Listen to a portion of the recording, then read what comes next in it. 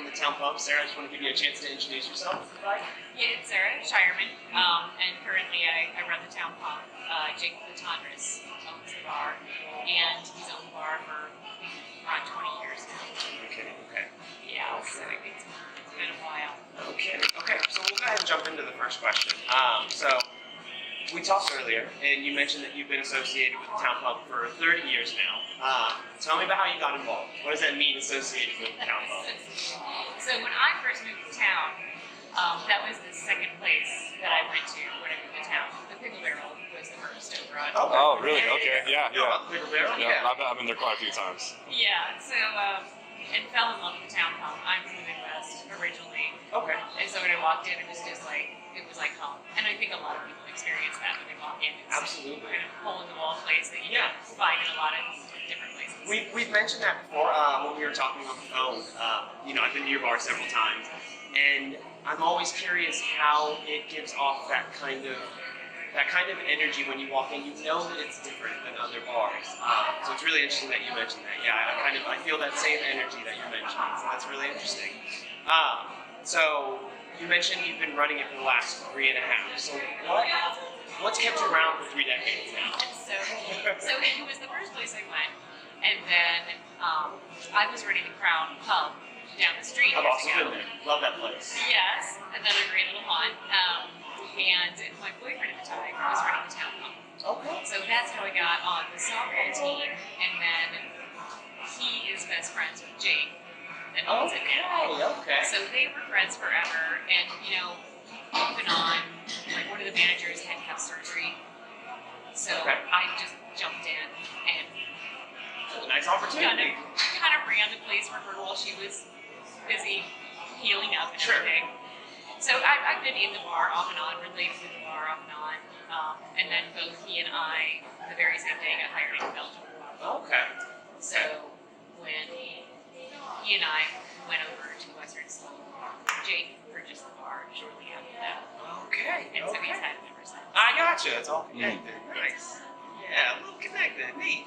Okay, so moving on to the second question. So, in your 30 years of service, what's changed and why? And in that sense, I mean, maybe the service in the bar, kind of the work environment, the culture that you've noticed in the bar itself, and then just Fort Collins in general. I'd like to add in something on top of that as Yeah, well. sure. How has the people in Fort Collins changed, like the culture of Fort Collins changed? Because obviously it's gotten a lot bigger too. So Right. have you seen that change at all? Right. Yeah, well, it is interesting because, across the street there's the Opera Galleria, and I think for most of us that lived here, it's like, that seems very fancy for a cow town. Sure. Yeah. Now it fits in and you don't look at it twice. Yeah. So, I think the great thing about the bar is nothing in that bar changes. We tried not to change it. I think the regulars would kill me if I changed too much in there. It's nice to walk into some place and it hasn't changed. Sure. So I have folks that come in there who've been hanging out in that bar since 1972. Gosh. So they kind of depend on the fact that it doesn't change in there. Yeah. And then of course, CSU's comes throughout the years. I had 2 guys that they were grad students at CSU in the 60s. So they're really grateful that they get to come in there, and not much has changed Right. since they went to school. And it's fun when we have homecoming. People come in and it's like, oh my God, this is the one place in town that hasn't changed. Okay. Yeah, and we jokingly kind of call it the community center. So if you want to find out anything that's going on in town, just hang out there long enough. Sure. And it's also fun, like some of my older clientele, and they'll tell you about some of the little bars that used to be in town, where they used to hang out, what the town used to be like. Okay. So it's a little chunk of history down there. Business-wise, with COVID, we take credit cards now. Sure. Which that's a big deal in there. We were the last holdout to be a cash only bar. Oh my gosh. So there are a few regulars who Yeah. I like that. Okay. Yeah. So that was sort of a tough transition. But I think the best thing about that is like the culture in there. We go in waves a little bit where it's like we we used to have a lot of rock climbers in there. And Okay. both Jake and I used to rock climb. Okay. Mhm. So, Cool. I like you know, that. you'll see the ice axe that's on the wall from a friend of ours, Greg Lubin, who passed away, climbing, and that's his ice axe in there. We used to do a lot of NASCAR things in there. I play F1 and every once in a while, just depends on who's in there. So we kind of go through these little fluctuations of the group of people that hang out in there. Right. But for the most part, it's not changed very much. I really appreciate that, like, retention, you know, that familiarity that you provide for people. That's really And I think that's one of the reasons why we wanted to choose Town Pump to interview, is Right. because we did kind of want that historic kind of Right. feel as part of our project. Left. You know, you have the Silver Grill, us, Yeah. maybe El Burrito over on Beacon Mhm. Street. Okay. Yeah. There's some good ones to identify. Yeah, yeah. All right, so third one. Obviously, we're going to bring it up, but what was it like to navigate the pandemic over the last 2 years for yourself, the associates, and obviously the regulars at the Town Hall? Yeah, so it was definitely a struggle paying bills and everything, being shut down. I wasn't there. I only bartend on Mondays, Okay. so that happened on a Monday shift. Oh gosh. And I will say this, so for us as a group, we're just a like very close knit family environment. I didn't lose a single employee. I did everything I could to make sure people got at least when we could open up, get some shifts, and we all worked really hard. It's like, you take this day, you take this day. It's going to be a long day, but at least supplies. Am I doing okay? Right. So we adjusted, and the staff that I just adore the staff that we have down there. They're incredible. They stuck with us. Everybody was willing to pitch in and help out however they could. Right. Financially, it was a burden for all of us, but I mean, I had regulars shoving envelopes under the door with money and like people's names for my staff. So that's the kind of community we have in Fort Collins, which is amazing. Right. So, that was a struggle internally, and I think also all of my regulars couldn't wait for us to be back open. Sure. Let me say about it, because nobody knew what it was going to look like. Right. So it was a struggle. We don't sell food, so we have a tavern license. There aren't that many tavern licenses, so I'm only required to have like chips, pretzels, and things like that. So we couldn't do to-go food like everything else. Yeah. So That was a huge part of a lot of bars and restaurants during the pandemic, was doing that. yeah, exactly. And which, thank God, you got to do what you got to do to make it. But we, selling potato chips wasn't really an option for us. No, of course not. So that's when we started the GoFundMe page, and this community came together and pulled us out of it. That We was- made it without. Yeah, that was one thing that I noticed when I first moved here, because I've only lived here for a little over a year now, and I had noticed it in Colorado. I can't recall exactly which article it was, but yeah, I had noticed that you guys had raised something like $70,000 or $80,000 from the community, and I was like, I need to go to that bar because clearly it's important to the people, and I want to see what this is all about. Yeah. So that was one thing that really kind of connected me to your place, is the fact that the community felt like they needed to help you guys out, and I think that's a wonderful thing to see that happen. I don't think you see that as often as you should nowadays. No, I don't think you'd see that for the more corporate types of businesses. Sure, either, of course right? not. It's definitely gonna be more like the kind of family, like community businesses where people can kind of come together and be able to Right. chip in and help Yeah, I out. think so. And there are enough people that that is where they come, and it's really. I'm trying to think of a great example of what that looks like. I had 2 guys that moved here from Michigan, and they didn't know anybody. They wandered in on a Monday when I was bartending. We just got to chatting and talking. They ended up meeting 4 of the regulars in there, became fast friends. They're in there all the time, and that was like 2 years ago. Mm-hmm. So we've embraced them as part of the family. Everybody knows them. We nickname people all the time too. Oh gosh. We got PBR Dave, Oh, okay. Oh. Dave the Elder. We Yeah. have a lot of Daves. Guitar Dave. Guitar Dave. I love that. A lot of Daves. A lot of Daves. Yeah. So,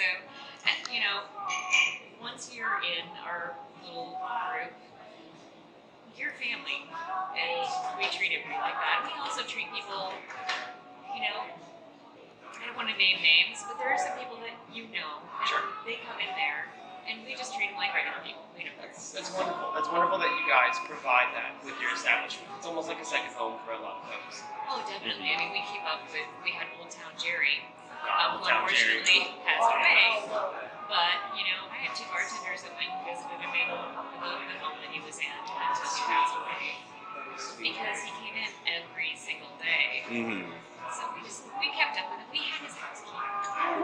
Yeah. So if he ever needed anything, and then he was supposed to call at night when he got back into his apartment. He'd always call down the bar and just check in. Yeah. Okay. That is wonderful. That is wonderful. That's really cool. I like that story a lot, actually. Yeah. It's definitely interesting. I like that. That's good. Another thing that you can take a picture of when we're actually in the bar. Yes. Because his picture is all over the place. Oh, that's awesome. Yeah. We're gonna have to get that, yeah. And that Definitely. was kind of what we had mentioned is, whatever you're comfortable sharing with us, we'd love to kind of take pictures of, and it gives us content for our social. Oh, yeah, media. yeah. So that's awesome. Then for our Definitely something project. to remember. Yeah. So fourth question: at some point, I imagine Town Pump has changed ownership.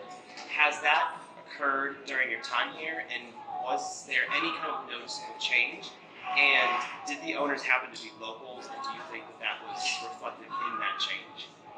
So, since I've been going in there, it has. So Dennis Newland owned the bar before Jake Tonners. Right. So Dennis was somebody, like we would take climbing trips out in the desert, and Dennis would hang out at the bar and play cribbage. So we did a lot of cribbage tournaments back in the day. So he sold the bar to Jake.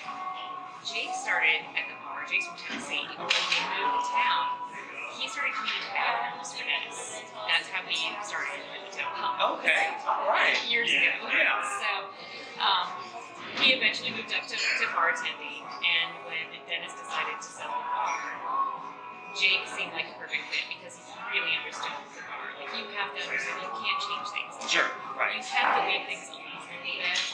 And so Jake understood that and was willing to do things like Dennis got in an argument with Budweiser sales guy Okay. in the 80s and decided, I don't like how you are, you guys have to take care of us. I'm never going to sell Budweiser products in here ever. Kicked him out of the bar There you go. in the 80s. And part of the agreement when Jake bought the bar, no Anheuser-Busch products. No So kidding. that guy told Dennis, he's like, well, you'll never make it without Budweiser products Sure, right. in here. What is it, 2022? Right. I think we're doing it. You do Yeah. good. I take your Coors. Yeah. Coors people, right, with PBR and Yeah, Yep. Coors. All right. There's the expert. Yeah. Yeah. I like that. Yes. For him. So, that was part of their contract. It's like, no PBR products in there at all. That's funny. So that's another thing that's lasted all these years. Interesting. I like that. I like that.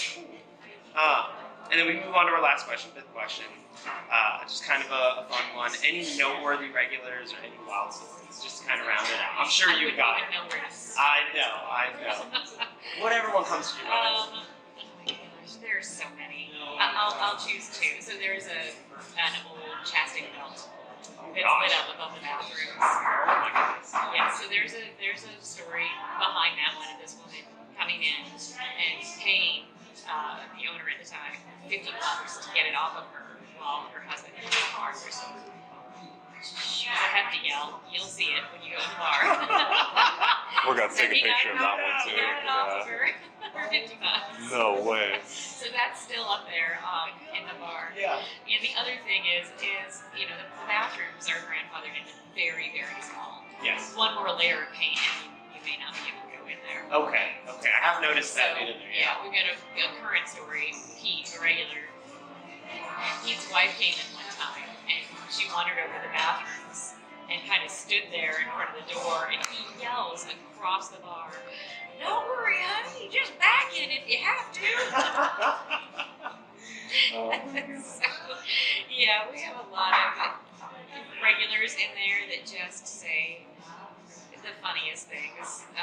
It's kind of like when Norm walks into Cheers, and everyone's like, "Norm!" Yeah. And he's always got a one-liner. Oh my gosh, We have so many fellows like that are hilarious. Yeah. That is wonderful. I love that. I really appreciate that. It's the neighborhood haunt for sure.